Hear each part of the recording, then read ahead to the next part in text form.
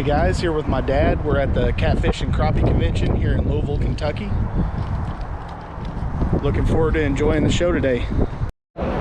Tell me a little bit about what you do, Ben. Yeah, so thanks for doing this. My name is Captain Ben Gable. I run a guide service out of Mount Vernon, Indiana, and we fish on the Ohio River, all up and down the Ohio River, above basically Derby, Indiana, and all the way down through Owensboro, Mount Vernon, Evansville.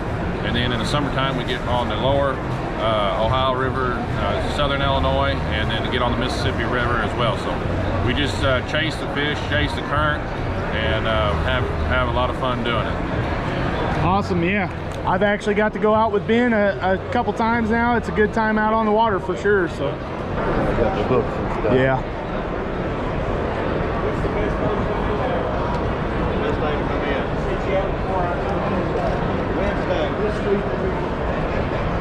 Business card, that's what I was looking for. How we started.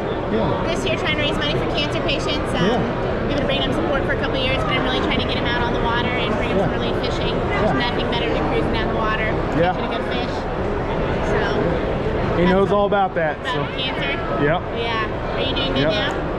Yep. Awesome. Cool. Yep. Glad you're in remission. I've been in remission for 4 years now. And so now it's time just to get other people out. Hopefully bring us some joy.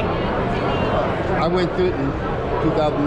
Me too. That's the third person that we've all been diagnosed. 2019 sucks. And my wife's a small business owner. I think it's great to support small businesses. But I mean, putting something like this together, I mean, what an amazing thing. So appreciate that a lot. Yeah. Just trying to bring hope to others and help them where we can. Yeah, definitely. Sometimes it's a lift is all they need. You know? Just something small, a day out on the water to reset your mind and just feel good again. You might want to jump off a bridge the day before, but you don't fish. You might want to live another week. Exactly. You want to be under the bridge looking up.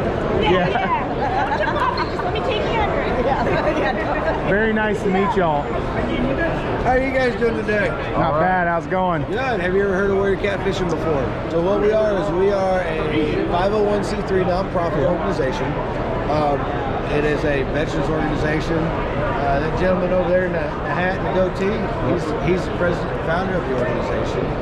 I was the second person he ever took out. And what we do is we take out veterans, first responders, and active duty out catfishing for your charge. Yeah. Our whole main goal with what we do here is help combat the 22-a-day suicide rate for the veterans and first responders. If we can do that by getting them out fishing, we're doing our job. So we come up here. Catfish Conference is one of our big sponsors. They invite us back every year. It's awesome. To help raise money to get these men and women out on the water.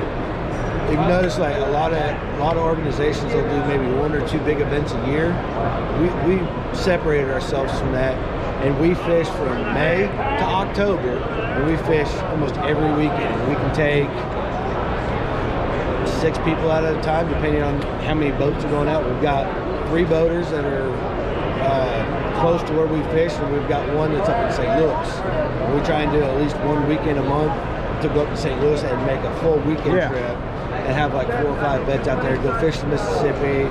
Every once in a while we'll go down in front of the arch and fish. I mean, it's fun, but we come up here and we try and help raise money to get these men and women out on the water. Awesome. I got a question for you. Yes, sir. Can you tell me where I can catch yellow perch in Indiana?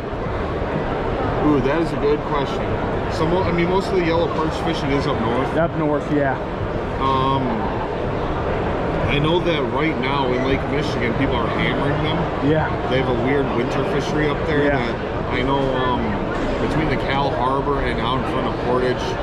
So I was a Lake Michigan biologist or assistant biologist for a couple years before I came down to be the big rivers out in southern Indiana. So I know weirdly a lot about there.